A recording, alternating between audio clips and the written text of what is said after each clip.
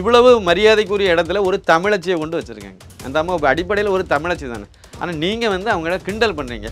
அவங்கள வந்து மறுபடியும் இப்பவும் வந்து அவங்கள வந்து நிதியமைச்சர் ஆக்குனதுக்கு திமுக தரப்பில் வந்து பேசுனவங்களாம் என்ன சொன்னாங்க? நூலிபான்கள் அப்படின்னாங்க. அந்த நூலிபானி கிண்டல் பண்ண அந்த பரதேசி அந்த தமிழன் பிரசன்னாவை ஒருத்தங்க கூட கண்டிக்கவே இல்லை. திமுக தலைவருங்கிற அடிப்படையில் மு.க. ஸ்டாலின்காரும் கண்டிக்கலை, இல்லை பொதுச் செயலாளர் அப்படிங்கிற இடத்துல துரைமுருகனும் கண்டிக்கலை, யாருமே கண்டிக்கலை. அதுவும் வந்து ஒரு முன்னாள் மத்திய அமைச்சர். அந்த ஆள் இந்த கேபிள் திருடன் ஒரு முன்னாள் மத்திய அமைச்சர். இவர் வந்து மோடியை கேடின்னு வேற பேசுகிறார். இது இப்போ மட்டும் பேசலை, இதுக்கு முன்னாடி எதுவுமே பேசியிருக்காரு. அவருடைய இருப்பை காணிக்க வேண்டிய நிர்பந்தம் என்ன இருந்தாலும் இனிமேல் திமுகவில் வந்து இவரை ஒன்றும் முதலமைச்சர் ஆக்க போகிறதில்லை, இல்லைன்னா பெரிய லெவலில் இவர் வரப்போகிறதும் இல்லை. தமிழகத்திலேயாவது திமுக ஒரு மாநில கட்சி, இது பிரிவினைவாதம் தான் பேசிட்டு கிடக்கக்கூடியது, கொள்கையை வச்சிருக்கு. அடைந்தால் திராவிட நாடு இப்படியெல்லாம் டைலாக் பேசின கும்பல் இது, இதை தான் பேசும். ஆனால் காங்கிரஸுக்கு என்ன வந்து போச்சு? அப்படி இவ்வளோ வாய்ப்பு இருந்த பிறகு அடமண்டா அவங்க வந்து கர்நாடகத்தில் ஒரு மாநில அரசியலே பண்ணுறாங்க, ஒரு இனவாத அரசியலை அவங்க முன்னெடுக்கிறாங்க. இவர் மு.க. ஸ்டாலின் என்ன பண்ணணும்? அப்போ இதை கூட கேட்க துப்பு இல்லாத இவங்க இங்கேருந்து அதை மோடிக்கு மேலே போய் பழியை போடுறதுக்காக வேண்டி காவிரி மேலாண்மை வாரம், அப்புறம் வந்து நீர் பங்கீட்டு வாரியம் இப்படி சொல்லிட்டு நேரே போய் அந்த மத்திய அமைச்சரை போய் பார்க்க போகிறேன்னு சொல்லிட்டு போனார். அங்கே போயிட்டு வெளியே வந்து அவர் அங்கே போய் ஒன்றும் இவரு சும்மா போய் சொல்லிட்டாலே வேறு, இவருக்கு எல்லாம் தெரியும், இங்கிலீஷும் தெரியும், இவருக்கு ஹிந்தி தெரியாதுங்கிறது உண்மை. ஆனால் வெளியே வந்து என்ன சொன்னார்? அவங்க பேசினா எனக்கு புரியலைன்னு சொன்னார். புரியலைன்னா இவர் அந்த அமைச்சருக்கு தகுதி இல்லாத ஆளு தானே. எப்படி துரைமுருகன் வந்து ஒரு மூத்த அமைச்சராக இருக்க முடியும்? எப்படி அவரை ஏற்றுக்க முடியும்? அவர் வந்து அமித்ஷா ஒன்றும் வந்து கற்றுக்குட்டி கிடையாது, இல்லை இந்த ராகுல் காந்தி மாதிரி வந்து கோமாளியும் கிடையாது. அவர் ரொம்ப திறமையான ஆள், நல்லா தெரியும். இந்த மேடையில் வச்சு சொன்னாதான் அவ்வளோ கேமராவிலையும் இது பதிவாகும், அவ்வளவும் உடனே வைரல் ஆகும். வைரல் ஆகணும், எல்லாரும் பார்க்கணும். அண்ணாமலைக்கு எதிராக யார் கொம்பு சீனாலும் உங்களுடைய இதுதான் உங்களுடைய. அது பாருங்கள், நீங்கள் பக்கத்தில் வெங்கையா நாயுடு இருந்தார். வெங்கையா நாயுடு யார்? முன்னாள் துணை ஜனாதிபதி மட்டும் இல்லை, அதுக்கு முன்னாடி பாஜகவினுடைய தேசிய தலைவராக இருந்தார்.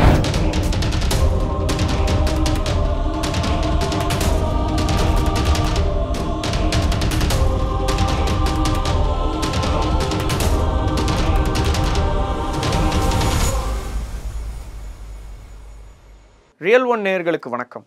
இன்றைய சிறப்பு நேர்காணலில் நம்முடன் இணைந்திருப்பவர் அரசியல் விமர்சகர் திரு சின்னப்ப கணேசன் அவர்கள். வணக்கம் சார். வணக்கம் சார். வணக்கம். நல்லா இருக்கு சார். திமுகவின் எம்பி தயாநிதி மாறன் அவர்கள் வந்து நிர்மலா சீதாராமன் அவருடைய சமூகத்தை கிண்டல் பண்ணி பேசியிருக்கிறாரு. வானதி ஸ்ரீனிவாசன் என்ன சொல்லியிருக்காங்கன்னா, சமூக நீதி நடத்துகிற அரசியல் கட்சியில் இருக்கிறவங்களே வந்துட்டு இந்த மாதிரி பேசுறது நியாயமா அப்படின்னு கேட்டிருக்கிறாங்க. ஸோ இந்த விஷயத்தை நீங்கள் எப்படி பார்க்குறீங்க? அதாவது அந்த அம்மா வந்து நிர்மலா சீதாராமன் அவங்கள வந்து இழிவுபடுத்துறது இவங்களுக்கு புதுசு இல்லை. அவங்க சார்ந்த சமுதாயம் பிராமண சமுதாயம், அவங்கள இழிவுபடுத்துறது திமுகவுக்கு புதுசு கிடையாது. அது வந்து ஈவேரா காலத்தில் இருந்தே அவங்க வந்து அந்த சமுதாயத்தை டார்கெட் பண்ணி ஒரு 70-80 வருஷமாக இன்னமும் இழிவுபடுத்தி தான் வராங்க. பார்ப்பனன்னு ஒரு வார்த்தையை பயன்படுத்துகிறாங்களா? இதுக்கு என்ன நோக்கத்தில் பயன்படுத்துகிறாங்க? அந்த பிராமண சமுதாயத்தை சார்ந்த மக்களை வந்து பெருமைப்படுத்துறதுக்கு பயன்படுத்துகிறாங்களா? இழிவுபடுத்துறதுக்கு திட்டமிட்டே அதை பயன்படுத்துகிறாங்க. எப்போவாவது ரொம்ப நீங்கள் இதை விவாதத்துக்கு உட்படுத்தி பெரிய அளவில் போய் நெருக்கடி கொடுங்க. அந்த நேரத்தில் உடனே பாரதியாரே சொல்லியிருக்காரு. பாரதியார் வந்து சொன்ன பார்ப்பான்ங்கிற வார்த்தை வேற, அவர் சொல்ல வந்த நோக்கம் வேற. அவர் வந்து இழிவுபடுத்தக்கூடிய நோக்கத்தில் சொல்லலை. ஆனால் நீங்கள் இழிவுபடுத்துறதுக்காக வேண்டிய பார்ப்பான்னு சொல்லிகிட்டே இருக்கீங்க. இதில் இருந்து இப்படி தான் இது உங்களுடைய கல்ச்சர், இதை தான் அவங்க பயன்படுத்திட்டு இருக்காங்க. இன்னொன்று, இழிவுபடுத்துறதுங்கிறது அந்த சமுதாய மக்கள் மட்டும் இல்லை, எல்லா சமுதாய மக்களையும் அவங்க இழிவுபடுத்தி தான் வச்சுருக்காங்க. காமராஜரை பேசும்போது அவர் சார்ந்த நாடார் சமுதாயத்தை சேர்த்து தான் இழிவுபடுத்தினாங்க. அதையும் சேர்த்து தான் இழிவுபடுத்தினாங்க. பனையேறின்னு சொன்னாங்க. யார் அவங்க? பனையார், நாடார்னா பனையாறக்கூடியவன்னு சொல்லிட்டு, பனையாறில் என்ன ஒரு தொழில் தானே, அதில் என்ன தப்பு இருக்குது? யாரையும் கொள்ளையடிக்கக்கூடாது, ஏமாற்றக்கூடாது, அவ்வளோதானே சார். உழைச்சி தானே சாப்பிட்றாங்க, அதில் என்ன தப்பு இருக்குது? அதையே இழிவுபடுத்தின கும்பல் இது. இவங்க அப்பா அப்படி தான். கருணாநிதி இழிவுபடுத்தாத ஒரு அரசியல் தலைவரை சொல்லுங்கள். இப்போ இருக்கக்கூடிய மோடி வரைக்கும் அவர் இழிவுபடுத்தியிருக்காரு, அத்வானியும் இழிவுபடுத்தியிருக்காரு. சரி, இவங்கெல்லாம் எதிரணின்னு வச்சுருங்க. இப்போ கூட்டணியில் இருக்கக்கூடிய நேருவை இழிவுபடுத்தியிருக்காரு, இந்திரா காந்தியை இழிவுபடுத்தியிருக்காரு, ராஜீவ் காந்தியை இழிவுபடுத்தியிருக்காரு, சோனியா காந்தியை இழிவுபடுத்தியிருக்காரு, எல்லாத்தையும் தான் இழிவுபடுத்தியிருக்காரு அவர். அப்புறம் சந்தர்ப்பத்துக்கு தக்கவாறு எல்லாம் மாற்றி பேசிவிடுவாங்க, அவ்வளோதான். அதே தான் அவங்களுக்கு இழிவுபடுத்துறதுங்கிறது கால்டுவல் கல்ச்சர். எதிர்கொள்ள முடியாதுனா இழிவுபடுத்திடுவாங்க, அவ்வளோதான். இப்போ நீங்கள் வந்து நிர்மலா சீதாராமன் அந்த அம்மா உண்மையிலே அதாவது ஊறுகாய் மாமின்னு கிண்டல் பண்ணாங்க. ஊறுகாய் மாமி அப்படின்னு சொல்லிட்டு சாதாரண ஆட்கள் சொன்னாலும் பரவாயில்ல, திமுகவுக்கு கொத்தடிமே வேலை பார்க்கக்கூடிய முன்னாள் நீதிபதி சந்துரு அவர்கள் வரைக்கும் இந்த வார்த்தையை பயன்படுத்தியிருக்காங்க. ஊறுகாய் மாமின்னு சொல்லி இழிவுபடுத்தி பேசி இதை அப்படியெல்லாம் பேசுனாங்க. இப்போ வந்து தயாநிதி மாறன் லெவலுக்கு வந்து அவங்க அந்த சமுதாயத்தை இழிவுபடுத்தி பேசியிருக்காங்க. நான் என்ன சொல்கிறேன் அப்படின்னா, எந்த சமுதாயத்தை இழிவுபடுத்தி பேசினாலும் தப்பு. இவங்களுடைய கலாச்சாரம், ஏன்னா அந்த சமுதாயம் திருப்பி அடிக்காதுல்ல. ஏன் அப்படியே வன்னியரை இழிவுபடுத்தி பேச சொல்லுங்க பார்ப்போம், இல்லைன்னா முக்குலத்தோரை இழிவுபடுத்தி பேச சொல்லுங்களா பார்ப்போம். அப்போ அவங்களுக்கு தெரியும் இதெல்லாம் இல்லை பறையர் சமுதாயத்தை இழிவுபடுத்தி பேச சொல்லுங்கள். வன்கொடுமை சட்டத்தில் உடனே பிடிச்சி, ஏற்கனவே தயாநிதி மாறன் வன்கொடுமை சட்டத்தில் தான் ஒரு கேஸ் ரெஜிஸ்டர் ஆகி இருக்கார். இப்போ அவர் ஏற்கனவே ஒரு இதில் மாட்டியிருக்கார். இதே மாதிரி நீங்கள் எந்த சமுதாயத்தை இழிவுபடுத்தினாலும் அது எதிர்வினை ஆற்றுவாங்க. ஆனால் பிராமண சமுதாயம் அது ஒரு அப்பாவி சமுதாயம், அதனால் அவங்க எதிர்வினை ஆற்ற மாட்டாங்க. அதனால் தைரியமாக இவங்க பேசிக்கிட்டே இருக்காங்க. ஆனால் இப்போ வந்து அவங்க பேச அதுவும் வேறு மாதிரி ஒரு இதுதான் உருவாகிக்கிட்டே இருக்குது. இன்னொரு விஷயம் சொல்கிறேன் சார், நிர்மலா சீதாராமன் யார் சார்? அவங்க பாஜகவை சேர்ந்தவங்க. அது ஏற்கனவே அவங்க மத்திய நிதி அமைச்சராக இருந்திருக்காங்க, இராணுவ அமைச்சராகவும் இங்கே இருந்திருக்காங்க, பாஜக இதில் இருந்திருக்காங்க. அதுவும் மிகப்பெரிய அதாவது இராணுவ அமைச்சராக முதல் பெண் இராணுவ அமைச்சர் அவங்க தான் இந்திய வரலாற்றிலே. அதுமாதிரி தனியாக ஒரு நிதி அமைச்சர் அப்படிங்கிறதுல பெண் அப்படிங்கிறத இந்திரா காந்தி அவங்க பிரதமராக இருந்து இந்த துறையை சேர்த்து தான் கவனிச்சிருக்காங்க. தனியாக அந்த துறைக்குன்னு ஒரு அமைச்சர், ஒரு பெண் அமைச்சர்னா அது வந்து நிர்மலா சீதாராமன் தான் நிதி அமைச்சராக. இவ்வளவு மரியாதைக்குரிய இடத்துல ஒரு தமிழச்சியை கொண்டு வச்சுருக்காங்க. அந்த அம்மா அடிப்படையில் ஒரு தமிழச்சி தானே. ஆனால் நீங்கள் வந்து அவங்கள கிண்டல் பண்ணுறீங்க. அவங்கள வந்து மறுபடியும் இப்பவும் வந்து அவங்கள வந்து நிதி அமைச்சர் ஆக்குனதுக்கு திமுக தரப்பில் வந்து பேசினவங்களாம் என்ன சொன்னாங்க? நூலிபான்கள் அப்படின்னாங்க. ஏன்னா அவங்க ஜெய்சங்கர் இவங்களுக்கெல்லாம் மத்திய அமைச்சர் 2 பேருமே திறமையான ஆளு தானே. அதில் என்ன குறை இருக்குது? ஜெய்சங்கர் வந்து வெளியுறவுத்துறையில் ஜொலிக்கிறாரு. நம்ம நாடு பல நாடுகளில் நல்ல ஒரு உறவை மெயின்டைன் பண்ணியிருக்காங்கன்னா அதுக்கு ஜெய்சங்கருடைய பங்களிப்பு இல்லைன்னு எப்படி சொல்ல முடியும்? இன்னும் சொல்ல போனால் அவர் வந்து அதிகாரி, அரசியல்வாதி, இன்னமும் அரசியல்வாதியாகவே இல்லை. எங்கேயும் அரசியல் கட்சி கூட்டத்திலலாம் ஒன்றும் பாஜக மீட்டிங்கில் போய் பேசிட்டுலாம் வரல. சில விழாக்களில் கலந்துக்கிறாரே ஒழிய அவர் அரசியல்வாதி. ஆனால் அவருடைய வேலையை அவர் ப்ராப்பராக கரெக்டாக செய்துட்டு வர்றாரு. அதனால் அவரை வந்து பிரதமர் மோடி அவர்கள் பயன்படுத்திட்டு வராங்க. அவருடைய திறமையை பயன்படுத்துகிறாங்க, நாட்டுக்காக தானே பயன்படுத்துகிறார், கொள்ளையடிக்கி பயன்படுத்தலையே. ஆனால் அதே மாதிரி நிர்மலா சீதாராமன் அவங்களுடைய திறமையை வந்து அவங்க பாருங்கள், கொரோனா காலகட்டத்தில் உலக நாடுகள் பெரிய முன்னேறிய நாடுகளெல்லாம் பொருளாதாரத்தில் பின்தங்கிச்சது. ஆனால் இந்தியா வந்து முன்னேறிச்சதில்ல. உலகளவில் இந்தியா வந்து அந்த பொருளாதாரத்தில் மேலே வந்துச்சுல. அப்போ அவங்களுடைய நடவடிக்கைனால தானே வந்துச்சு. நிர்மலா சீதாராமனுடைய பங்களிப்பு இல்லைன்னு எப்படி சொல்ல முடியும்? அப்போ அவங்க கரெக்டான தானே பாதையில் தானே போகிறாங்க. அவங்களுக்கு மறுபடியும் வந்து அமைச்சர் பதவி கொடுக்குறாங்க, நிதி அமைச்சராக. உங்களுக்கு ஏன் வலிக்குது? நீங்கள் திமுககாரங்க, அவங்க கட்சியில் யாரை வேணாலும் வச்சுட்டு போனாங்க, லாஜிக் படி பேசுகிறதா இருந்தால். ஆனால் நூலிபான்னு கிண்டல் பண்ணாங்க. அந்த நூலிபான்னு கிண்டல் பண்ண அந்த பரதேசி அந்த தமிழன் பிரசன்னாவை ஒருத்தங்க கூட கண்டிக்கவே இல்லை. திமுக தலைவருங்கிற அடிப்படையில் மு.க. ஸ்டாலின்காரும் கண்டிக்கலை, இல்லை பொதுச் செயலாளர் அப்படிங்கிற இடத்துல துரைமுருகனும் கண்டிக்கலை, யாருமே கண்டிக்கலை. நீங்கள் எப்படிங்க ஒரு நூலிபான்னு சொல்லி ஒரு சமுதாயத்தை சேர்த்து இழிவுபடுத்துறீங்க அப்படின்னு சொல்லி கேட்கவே இல்லையே. அப்போ நோக்கம் வந்து அது பிராமணனை என்ன வேணாலும் போட்டு மிதிக்கலாம், இந்துக்களா என்ன வேணாலும், இந்துக்கள்லாம் திருடன்னு சொன்னார் இவங்க அப்பா, இழிவுபடுத்தலாம், யாரும் கேட்க மாட்டாங்க அப்படிங்கிற மாதிரி ஒரு நிலைப்பாட்டில் அவங்க பண்ணுறாங்க. ஆனால் கண்டிப்பாக இது நல்லது இல்லை. அதுவும் வந்து ஒரு முன்னாள் மத்திய அமைச்சர் அந்த ஆள், இந்த கேபிள் திருடன் ஒரு முன்னாள் மத்திய அமைச்சர். இவர் வந்து மோடியை கேடின்னு வேற பேசுகிறார். இது இப்போ மட்டும் பேசலை, இதுக்கு முன்னாடி இதுமாதிரி பேசியிருக்காரு. அவருடைய இருப்பை காணிக்க வேண்டிய நிர்பந்தம் என்ன இருந்தாலும் இனிமேல் திமுகவில் வந்து இவரை ஒன்றும் முதலமைச்சர் ஆக்க போகிறதில்ல, இல்லைன்னா பெரிய லெவலில் இவர் வரப்போகிறதும் இல்லை. ஏதோ எம்பின்னு ஒன்று இருக்குது பாருங்கள், அவங்க குடும்பம்தான் திமுக வந்து அது கோபாலபுரம் குடும்பம் தான், இன்னும் ஓங்கோல் குடும்பம்னு சொன்னால் சரியாக இருக்கும். அந்த குடும்பம் தான் தமிழகத்தில் ஆட்சியை கைப்பற்றியிருக்கு. அந்த மாறன் கலாநிதி மாறன் தயாநிதி மாறன் வந்து அந்த கேபிள் திருடி அதில் ஒரு பெரிய இதில் மாட்டினாங்கல்ல. அப்போ என்ன சொன்னாங்க? கேடி பிரதர்ஸ்ன்னு எழுதினாங்க. கேடி பிரதர்ஸ் இவங்க பண்ண அவ்வளோ அட்டிவிழியத்துக்கு கேடி பிரதர்ஸ்ன்னு எழுதினாங்க. அப்போ அவங்களுடைய கை நல்லா ஓங்கி இருந்துச்சு. சினிமா துறையில் வந்து அவங்க கை தான் கோல வச்சு இருந்தாங்க. இதுக்கு முன்னாடி திமுக ஆட்சியில் இருக்கும் போதெல்லாம் அவங்க தான் பெரிய லெவலில் பண்ணிட்டு இருந்தாங்க. அதையும் பிடிங்கி விட்டாங்க. இப்போ அதே உதயநிதிக்காரு பிடிங்கி வச்சுட்டாரு. அப்போ அதுவும் அவங்களுக்கு பிழைப்பு இல்லை, ஏதோ சேட்டலைட்டு சேனல்களை வச்சு வண்டியை ஓட்டிகிட்டு இருக்காங்க. அந்த அளவுக்கு இவர் வந்துட்டார். வேறு பாருங்கள், பாராளுமன்றத்தில் போய் என்ன திருக்குறளை சொல்லி இவர் வந்து பதவியேற்றார். திமுக எம்பிகள்லாம் திருக்குறளை சொன்னாங்க. இல்லை உதயநிதி ஸ்டாலின் பேர், இன்பன் உதயநிதி பேர் வரைக்கும் சொல்லாத குறையாக சொல்லிட்டு இருந்தாங்க. அவ்வளோதான் இவங்களுடைய இதெல்லாம், வேறு வழி இல்லை. அதே மாதிரி இப்போ கேடி அது இதுன்னு சொல்லி பிரதமரையும் இழிவுபடுத்துகிறாரு, நிர்மலா சீதாராமனையும் இழிவுபடுத்துகிறாரு. எல்லாம் இழிவுபடுத்தி பேசி அதன் மூலமாக தன் இருப்பை 4 பேர் இப்போ ஒரு கேள்வியை கேட்கக்கூடிய அளவுக்கு அவரை வந்து நம்ம பேசுகிறோம்ல, கேள்வி கேட்டு பதில் சொல்லக்கூடிய அளவுக்கு இருப்பை இழிவுபடுத்துறதுக்கு இப்படி எதையாவது ஒன்று சொல்லணுங்கிற லெவலில் சொல்கிறாங்க. ஆனால் எதுவாக இருந்தாலும் சரி தான், இது தப்பு, ஏற்றுக்கொள்ளக்கூடியது அல்ல. சமீபமாக தமிழிசை அவர்கள் பேசும்பொழுது என்ன சொல்லியிருக்காங்கன்னா, அண்ணன் துரைமுருகன் கும்மிடி புண்ணியை தாண்டினா யாருக்குமே தெரியாது, ஏன்னா காவேரி இஷ்யூ பற்றி மத்திய அமைச்சர்கிட்ட பேசும்பொழுது ஹிந்தி பேச தெரியாமல் ஸ்ட்ரகிள் ஆனாருன்னு சொல்லியிருக்காங்க. இதனால தான் ஹிந்தி கற்றுக்கங்கன்னு சொல்கிறோன்னு சொல்லியிருக்காங்க. இந்த விமர்சனத்தை நீங்கள் எப்படி பார்க்குறீங்க? ஆமாம், அது உண்மைதான். அது வந்து ஆனால் துரைமுருகன் வந்து ஒரு மூற்ற அரசியல்வாதி. அவர் தமிழகத்தில் இன்றைக்கி இருக்கக்கூடிய திமுகவிலே அவர் தான் அநேகமாக பொறுப்பில் இருக்கக்கூடிய இதில் அவர் தான் வயசில் மூத்தவராக இருப்பார். இன்னொன்று திமுகவினுடைய பொதுச் செயலாளரும் கூட. தலைவர் ரொம்ப வருஷமாகவே அதுக்கு கட்சிக்கு தலைவர் பதவியே கிடையாது. அதுக்கு பிறகு தான் அண்ணாதுரையெல்லாம் மறைவுக்கு பிறகு தான் அது வேறு சூழ்நிலையில தான் அது வந்துச்சு. அது ஒரு கதை. அப்படி ஒரு மூத்த ஆள், அவருக்கு எல்லா கதையும் தெரியும். ஒன்றும் படிக்காத ஆளெல்லாம் கிடையாது. அவர் என்ன படிக்காமையே அவர் வந்து பட்டம் வாங்கினார். அதனால் அவருக்கு இங்கிலீஷ் தெரியும். கண்டிப்பாக அங்கே போய் பேசும்போது பேசலாம். கிண்டலுக்கு இந்த மாதிரி எதையாவது ஒன்று சம்மந்தம் இல்லாமல் எதையாவது கிளப்பி விட்டு அது அந்த காவிரி இஷ்யூலேருந்து டைவெர்ட் பண்ணி போகிறதுக்கு இவர் அழகாக ஒரு இதை கையாண்டிட்டு, உண்மையான விஷயம் என்ன தெரியுமா, காவிரி நீர் பங்கீடு வந்து அங்கேருந்து அந்த மேலாண்மை வாரியம் இல்லை இந்த இது போல் இன்னொரு வாரியம் இருக்குது. 2 வாரியமும் வந்து என்னென்ன உத்தரவு உண்டுமோ அந்த உத்தரவை வந்து மதித்து காவிரி தண்ணீரை தமிழகத்துக்கு முறையாக திறந்து விட்டது அங்கே பிஜேபி ஆட்சி இருக்கிறது வரைக்கும். இது வரைக்கும் அங்கே, அதாவது இங்கே பாஜக அந்த அதிமுக ஆட்சி முடிஞ்சு திமுக ஆட்சிக்கு மு.க. ஸ்டாலின் முதலமைச்சர் ஆன பிறகு கூட அங்கே போன வருஷம் ஆட்சி மாறுறதுக்கு முன்னாடி வரைக்கும் தண்ணியில் எந்த தாவாவும் கிடையாது, பிரச்சனையும் கிடையாது. முறையாக அந்த தண்ணியை திறந்து தான் விட்டாங்க. அவங்க அந்த மக்களுக்கே தெரியாது. கர்நாடகத்துக்கு மக்களுக்கு அந்த காவிரியில் தண்ணி திறந்து விட்ருக்காங்களா அடைச்சி வச்சுருக்காங்களா எதுவுமே தெரியாது. அவங்க அவ்வாடு திறந்து விடுவாங்க, தண்ணி வரும், காவிரி இங்கே வந்து நமக்கு டெல்டாவில் வந்து தண்ணி சேரும். இவங்க வந்து விவசாயம் பண்ணிட்டு இருந்தாங்க, பிரச்சனை இல்லாமல் இருந்தது. இவங்க வந்து எந்த போராட்டமும் நடத்த வேண்டிய நிர்பந்தம் வரல. வயல்களும் வந்து கரியலை, எல்லாம் நல்ல முறையான விவசாயமும் பண்ண முடிஞ்சுது. ஆனால் இங்கே திமுக ஆட்சிக்கு வந்தது பிறகு கூட பிரச்சனை இல்லை. ஆனால் அங்கே வந்து பாஜக ஆட்சியிலேருந்து அது மாதிரி காங்கிரஸ் ஆட்சி வந்த உடனே பிரச்சனை வருது. அப்படின்னா பிரச்சனை எங்கே இருக்குது? அங்கே இருக்கக்கூடிய காங்கிரஸ் ஆட்சி செய்யக்கூடியவங்க மேலே உள்ள தப்பு இருக்குது. இன்னும் சொல்லப்போனால் அவங்க தேசிய கட்சி, மாநில கட்சி கிடையாது. தமிழகத்திலேயாவது திமுக ஒரு மாநில கட்சி.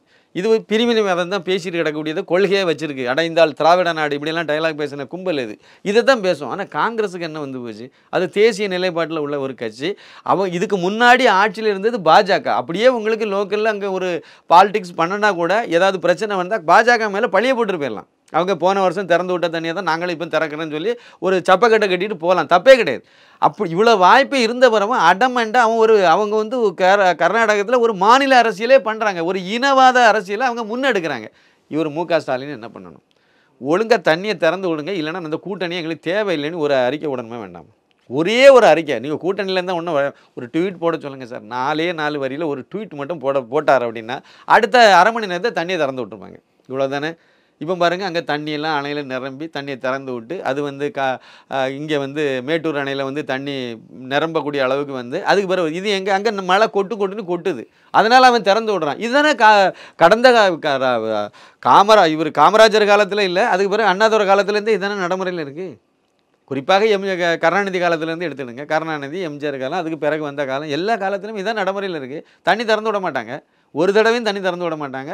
கேட்பாங்க, தண்ணி இருக்கும், திறக்க மாட்டாங்க. எங்களுக்கு தேவை இருக்குது. இப்போவும் அதே தான் சொன்னாங்க, தண்ணி இருக்குல்ல, இவ்வளோ நாள் இருந்தனால தான் இப்போ மழை பெய்த உடனே திறக்கிறீங்க. அப்போ இதை முன்னாடியே திறந்து விட்டால் விவசாயிகள் பாதுகாக்கப்பட்டிருப்பாங்கல்ல. விவசாயத்தை அவன் எப்பவுமே ஆரம்பிச்சிருப்பாங்கல்ல, ஆரம்பிச்சு போயிருக்கும். இதுக்கு முந்தின சாகுபடியில் வந்து நிறைய 5 லட்சம் ஏக்கர் டெல்டாவில் வந்து கரிஞ்சு போச்சு, அதெல்லாம் காப்பாற்றிருப்பாங்கல்ல. அப்போ அந்த நேரத்தில் நீங்கள் உரிமைகளை வந்து சண்டை போட்டு வாங்கியிருக்கணும்ல. சரி, பெரிய அளவில் பயிர் பண்ண வேண்டியதில்லை. இல்லை, நீங்கள் வெளிப்படையாக கூட சொல்ல வேண்டாம். சோனியா காந்திகிட்ட ஒரு ஃபோன் பண்ணி பேசினா போதுமே. அவங்க ஒரு திட்ட போகிறாங்க, இங்கே தண்ணியை திறந்து விட போகிறாங்க சித்தராமையா. அங்கே சிவகுமார் தான் முட்டுக்கட்டை, அதை வந்து சொல்ல போகிறாங்க. அவங்க புரிஞ்சுக்கிட்டு ஒழுங்காக பண்ணுங்கன்னு சொன்னால் செய்ய போகிறாங்க. அவ்வளோதானே சார். என்ன அரசியல் நடத்துக்கு நிறைய இருக்குது. இன்னும் நாங்கள் தேர்தலும் முடிஞ்சு போச்சு, ஆட்சியை பிடிச்சிட்டிங்க, பாராளுமன்ற தேர்தலும் முடிஞ்சு போச்சு. இனிமேல் நீங்கள் வந்து 4 வருஷத்துக்கு கண்ணை மூடிட்டு உங்கள் பாட்டுக்கு எது பண்ணாலும் அங்கே இறங்கி அப்படி தான் எல்லாம் பண்ணிட்டு இருக்கீங்க. இந்த நல்ல ஆக்கப்பூர்வமான விஷயத்தை இதை வச்சு ஏன் அரசியல் பண்ணணும்?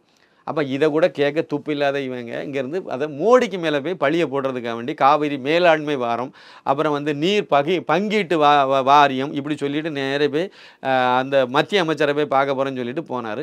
அங்கே போயிட்டு வெளியே வந்து அவர் அங்கே போய் ஒன்றும் இவர் சும்மா பொய் சொல்லிட்டாலே வேறு, இவருக்கு எல்லாம் தெரியும், இங்கிலீஷும் தெரியும், இவருக்கு ஹிந்தி தெரியாதுங்கிறது உண்மை. ஆனால் வெளியே வந்து என்ன சொன்னார், அவங்க பேசினா எனக்கு புரியலைன்னு சொன்னார். புரியலைன்னா இவர் அந்த அமைச்சருக்கு தகுதி இல்லாத ஆளு தானே. எப்படி துரைமுருகன் வந்து ஒரு மூத்த அமைச்சராக இருக்க முடியும்? எப்படி அவரை ஏற்றுக்க முடியும்? நம்ம ஒரு மத்திய அமைச்சராக பார்க்க போகிறாரு, பார்க்கும்போதே அவங்க வந்து இங்கிலீஷில் பேசுவாங்க, இல்லை ஹிந்தியில் தான் பேசுவாங்கன்னு தெரியும். இங்கிலீஷில் பேசுவாங்க, வேறு என்ன. ஏன்னா இவங்களுக்கு ஹிந்தி தெரியாது, அதனால் அவங்க இங்கிலீஷில் பேசுவாங்க. இன்னொன்று இவங்க ஒரு அமைச்சர் சார், கூடால அதிகாரியை கூட்டிகிட்டு போக மாட்டாரா? இவர் மட்டும்தான் போவாரா? லாங்குவேஜ் ப்ராப்ளம்னா அதிகாரியை கூட்டிகிட்டு போக போகிறாரு, அவ்வளோதான், முடிஞ்சு போச்சு. இப்போ வேணுக்குன்னே வெளியே வந்து என்ன சொல்கிறாரு அப்படின்னா, அவங்க என்ன பேசுனாங்கன்னே எனக்கு புரியலன்ட்டு. அப்போ என்ன அர்த்தத்தில் சொன்னார்னா, அவங்க ஹிந்தியில் பேசுனாங்க, எனக்கு ஹிந்தி தெரியாது, அப்படின்னு சொல்லிட்டு அந்த அந்த அதை அப்படியே சுற்றி விளைச்சி கொண்டு போய் இந்திங்கிற ஒரு இதை கையில் எடுத்தார். இந்தி அதாவது அந்த ஒரு மொழி இதை, ஏன்னா அந்த அரசியல் தானே முன்னாடி இருந்தே ஆரம்பித்தாங்க தமிழ்நாட்டில். திமுக ஆட்சியை பிடிக்கிறதுக்கு முக்கியமானது அந்த இந்தி எதிர்ப்பு போராட்டம் தானே. அந்த இதை பழையபடி அப்படி தூண்டி விடுற மாதிரி ஒரு படங்களில் கூட அந்த மாதிரி வச்சிருந்தாங்க, ஆரம்பிச்சாரு. ஆனால் துரதிர்ஷ்டவசமாக அவங்க எதிர்பார்த்த ரிசல்ட் கிடைக்க பதிலாக இந்தி படிக்கிறது நல்லதுன்னு அவர் சொன்ன மாதிரி இங்கே எல்லாம் புரிதல் ஏற்பட்டு போச்சு. அதை தான் வந்து தமிழிசை சவுந்தரராஜனும் அந்த இதை தான் அவர் சொல்லியிருக்காங்க. கும்மிடிப்பூண்டிக்கு அந்த பக்கம் தெரியாதுங்கிறது உண்மை தான். இங்கே மு.க. ஸ்டாலினே தெரியாது, பிறகு அவங்கள மட்டும் எப்படி தெரியும்? அவங்க வட இந்தியாவில் உள்ள ஆட்கள் இல்லைல்ல, மத்திய அமைச்சராக இருந்தாலும் ஓரளவுக்கு தெரியும். அது இல்லை, அதனால் வந்து உண்மை தான். ஆனால் அது நடந்தது இது. ஆனால் மக்கள் புரிதல் வந்து ஆமாம் இந்தி படித்தாலும் தப்பு இல்லைல்ல, என்னதுக்கு? ஏற்கனவே அந்த மனநிலை தமிழகத்தில் வந்துட்டு, சாலமன் பாப்பையாவுக்கே அந்த மனநிலை தான். அவர் பெரிய ஒரு பேராசிரியர், அவரே அந்த திருக்குறளுக்கு உரை எழுதினவர். அவரே சொல்கிறாரு, ஆமாம் நம்ம படிக்காமல் ஒரு சமயத்தில் நாங்கள்லாம் இந்தி எதிர்ப்பு போராட்டம் நடத்தினது உண்மை தான், ஆனால் ஏதோ தப்பு பண்ணிட்டோங்கிற உள்ளுணர்வு எனக்கு இப்போ இருக்குது. ஒரு மொழியை படிக்கிறதில் எந்த தப்பும் கிடையாது. அதுவும் இந்தி நான் படிச்சிருந்தேன்னா இந்தியா முழுக்க நான் பட்டிமன்றம் நடத்தியிருப்பேனே அப்படின்னாரு. அவருடைய அந்த இது லாஜிக்கிலே சொன்னார் அந்த பேட்டியில். இன்றைக்கும் வைரலாக இருக்குது அந்த இது வீடியோ. அதனால் அவருடைய கருத்து இதுதான். அதனால் படிக்கிறதில் தப்பு கிடையாது. இவங்க அரசியலுக்காக அதை பயன்படுத்திட்டு போயிட்டாங்க. அதனால் இப்போ வந்து மக்களுக்கு கொஞ்சம் புரிதல் வந்திருக்கு.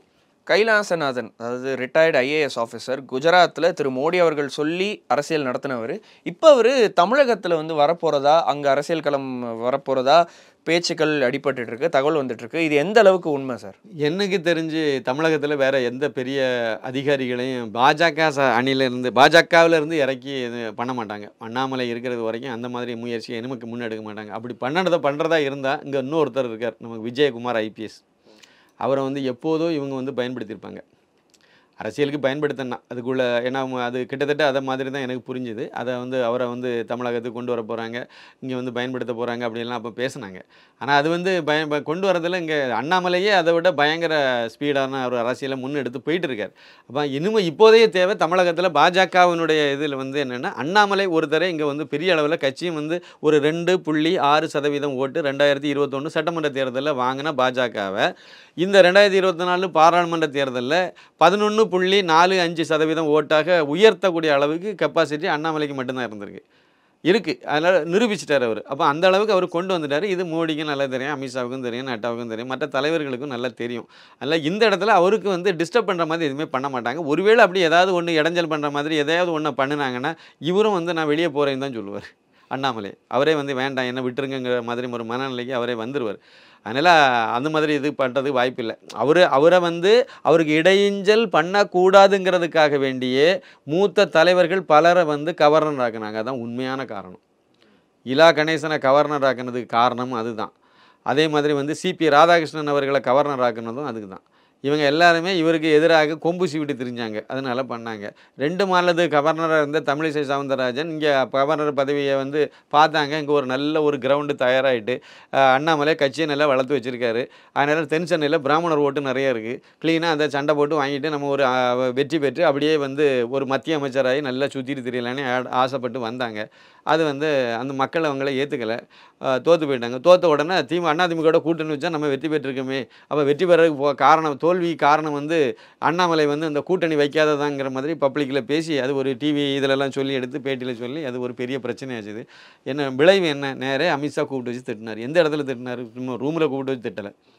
சந்திரபாபு நாயுடு அவர்கள் இப்போ முதலமைச்சராக பதவியேற்ற நிகழ்ச்சியில் மேடையில் போனவங்கள கூப்பிட்டு வச்சு வான் பண்ணார். அது வந்து அதில் என்ன பேசியிருப்பாருங்கிறது அங்கே அந்த வீடியோவை பார்த்தாலே எல்லாத்துக்கும் தெரிஞ்சிருக்கும். தெரிஞ்ச உடனே அந்த அது பெரிய அளவில் எல்லாத்துக்கும் அது என்னது எதுக்கு திட்டினார் அவர் மேடையில் அவருக்கு நல்லா தெரியும். அவர் வந்து அமித்ஷா ஒன்றும் வந்து கத்துக்குட்டி கிடையாது, இல்லை அந்த ராகுல் காந்தி மாதிரி வந்து கோமாளியும் கிடையாது. அவர் ரொம்ப திறமையான ஆள், நல்லா தெரியும். இந்த மேடையில் வச்சு சொன்னால் தான் அவ்வளோ கேமராவிலையும் இது பதிவாகும், அவ்வளவும் உடனே வைரல் ஆகணும், எல்லாரும் பார்க்கணும். அண்ணாமலைக்கு எதிராக யார் கொம்பு சீவினாலும் உங்களுடைய இதுதான் உங்களுடைய அது பாருங்கள். நீங்கள் பக்கத்தில் வெங்கையா நாயுடு இருந்தார். வெங்கையா நாயுடு யார்? முன்னாள் துணை ஜனாதிபதி மட்டும் இல்லை, அதுக்கு முன்னாடி பாஜகவினுடைய தேசிய தலைவராக இருந்தவர். அப்போ அவர் தேசிய தலைவராக இருக்கும்போது இந்த அம்மாவை நல்லா தெரியும் அவருக்கு. இப்போ அவர் பக்கத்தில் இருக்கார், இவர் பேசுகிறாரு, இந்த அம்மா எக்ஸ்பிளனேஷன் கொடுக்குது, அப்படி முயற்சி பண்ணுறாங்க, இல்லை ஜி அப்படின்னு சொல்லி ஏதோ ஒன்று ஆரம்பிக்கிறாங்க, பக்கத்துலேருந்து பேசாதுங்க அப்படிங்கிறார் இவர். அந்த செய்கையில் சொல்லும்போது அதான் அதில் சொல்லிக்க முடியாது, நீங்கள் அவர் சொல்கிறத மட்டும் கேளுங்க, ஒபே பண்ணுங்கள், நீங்கள் குறுக்கெல்லாம் நீங்கள் பேசாதுங்கிற மாதிரி அவரே சொல்கிறார் பக்கத்தில் இருந்து. இதெல்லாம் வாங்கி கட்டுனாங்க மேடம். அதுக்கு பிறகு இங்கே வந்து பேசாமல் அப்படி உட்கார்ந்தாங்க. இதுதான் இதில் நான் என்ன சொல்கிறேன்னா, அவங்க மேலே உள்ள இதை மட்டும் சொல்லலை, அண்ணாமலைக்கு மேலே எந்த அளவுக்கு மேலிடத்தில் முக்கியத்துவம் கொடுத்து வச்சுருக்காங்க மோடி, அமித்ஷா லெவலில் அவர் எந்த மாதிரியான ஒரு இதில் இருக்கார் அப்படிங்கிறத வச்சு சொல்கிறேன். அதனால் அவருக்கு எதிராக இங்கே எதுவுமே யார் பண்ணாலும் சரி தான், அது வானதி சீனிவாசன் தான், இன்னும் பிற தலைவர்கள், மூத்த தலைவர்கள் யாராவது ஒருத்தங்க இப்போ யாரும் பண்ணல சார், உண்மையை ஒத்துக்கணும். தமிழிசை கூட இப்போ வந்து அவங்க அந்த நிலைப்பாட்டிலேருந்து கீழே இறங்கிட்டாங்க. இனிமேல் ஆக்கப்பூர்வமாக வேறு ஏதாவது அவங்க யோசிப்பாங்க, கண்டிப்பாக செய்வாங்கன்னு நினைக்கிறேன். மற்ற தலைவர்களும் அந்த அந்த அமித்ஷா கொடுத்த அந்த டோஸில் எல்லாருக்குமே அது புரிஞ்சு போச்சுது. இவருக்கு எதிராக எதாவது பண்ணணும்னா சிக்கலாயிரும். உண்மையிலே ஒரு விஷயம் சொல்கிறேன் சார், எனக்கு நல்லா தெரியும். திரு அண்ணாமலை ஐபிஎஸ் மாநில தலைவர், பாஜகவினுடைய மாநில தலைவராக வர்றதுக்கு முன்னாடி இங்கே நிறைய குரூப் இருந்துச்சு, கோஷ்டி இருந்துச்சு. காங்கிரஸை சொல்லுவாங்க கோஷ்டி, அந்த கோஷ்டி, இந்த கோஷ்டி, அதேமாதிரி பிஜேபிலையும் உண்டு. இப்போ அவ்வளோ கோஷ்டியும் ஒழிச்சிருக்காரு அண்ணாமலை. இது ஒரு பெரிய சாதனை தானே. ஒரு கட்சி வளர்ந்துச்சோ இல்லையோ, கோஷ்டி நல்லா வளர்த்து வச்சு விட்டாங்க, அவ்வளோத்தையும் காலி பண்ணி இப்போவும் பாஜகன்னா ஒரே ஒரு கட்சி தான், ஒரே ஒரு இதுதான், ஒரே கோஷ்டி தான் அப்படிங்கிற மாதிரி ஒரு நிலைமைக்கு கொண்டு வந்திருக்காரு. இன்னும் சில இதை இப்போ அடுத்தடுத்து பண்ணுவாங்க. என்னென்னா இப்போ வந்து ஒன்றிய அளவிலேருந்தே தேர்தல் ஆகும், உள்கட்சி தேர்தல் நடக்கும். ஒன்றிய அளவில் ஒன்றிய செயலாளர்கள், அது நிர்வாகிகள், அப்புறம் மாவட்ட தலைவர்கள், மாவட்ட நிர்வாகிகள் இதெல்லாம் தேர்வு செய்து மாவட்ட தலைவர், முக்கியமாக மாவட்ட தலைவர், அப்புறம் வந்து மாநில தலைவர்கள், அப்புறம் வந்து தேசிய தலைவர், இது ப்ராசஸ் இப்போ ஆரம்பிச்சிருவாங்க வேலையை. அப்போ ஆரம்பிக்கும் போது மாவட்ட தலைவர்களெல்லாம் சேர்ந்து மாவட்ட தலைவர்களெல்லாம் நியமனம் பண்ணி தேர்ந்தெடுக்கப்பட்ட பிறகு மாநில தலைவரை தேர்ந்தெடுக்கணும். அதில் அண்ணாமலையை மறுபடியும் தேர்ந்தெடுப்பாங்க. என்னமோ 3 வருஷத்துக்கு அவர் தான் இருப்பார். இப்படியெல்லாம் இதுதான் சூழ்நிலை, இங்கே உள்ள சூழ்நிலை. அவர் அதேமாதிரி லண்டனுக்கு படிக்க போகிறாருன்னு சொன்னதெல்லாம் கண்டிப்பாக போக போகிறது இல்லை. அவர் இங்கே தான் இருப்பார், இங்கே தான் இருந்து பண்ணுவார். இல்லை இதெல்லாம் ப்ராசஸ் இருக்குது, இங்கே எவ்வளோ வேலை வச்சுருக்காரு, இவ்வளோ நாள் அவர் உழைச்சது இல்லைன்னா வீணாக போயிடும். அதனால் அவர் இங்கே தான் இருப்பார். இன்னும் ஒரு அதிகாரியோ இன்னும் ஒரு ஆட்களையோ கொண்டு இதுக்குள்ள கண்டிப்பாக பண்ணவே மாட்டாங்க. பண்ணினா அவருக்கு இடைஞ்சலாக தான் அது அமையும். ஏன்னா அவரே வந்து நல்லா பண்ணிகிட்டு இருக்காரு. அப்போ வந்து இப்போ தேவையில்லாத ஒரு பிரச்சனை மாதிரி தான் இருக்கும். அதனால் யாரையுமே இங்கே உள்ள பண்ண மாட்டாங்க, ஆட் பண்ண மாட்டாங்க யாரையும், அப்படிங்கிறது என்னுடைய கருத்து. பாஜகவும் அதிமுகவும் மீண்டும் கூட்டணி அமைக்கப்படுமா சார்? அதை நோக்கி நகர்ற மாதிரி தான் எனக்கு தெரியுது. குறிப்பாக எடப்பாடி தரப்புல இருந்து சமீபத்தில் உள்ள விஷயங்கள் 2 விஷயத்தை நான் வந்து கோட் பண்ண முடியும்.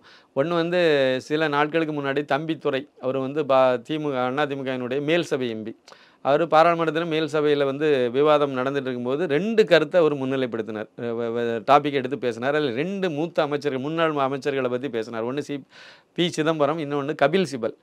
அவர் பேசும்போது என்ன சொன்னார், 2 பேருமே காங்கிரஸ்காரங்க, 2 பேருமே வந்து முன்னாள் மத்திய அமைச்சராக இருந்தவங்க, 2 பேருமே வழக்கறிஞர்கள். இந்த வழக்கறிஞர்களாக இவங்க வந்து வழக்கறிஞர்கள் அப்படிங்கிறனாலே என்னவோ தெரியல, அவங்க எந்த இடத்துல இருக்காங்களோ அதுக்கு சாதகமாக தான், அந்த அணிக்கு சாதகமாக தான் அவங்க பேசுவாங்க, அந்த நிலைப்பாடு அப்படி தான் எடுப்பாங்க.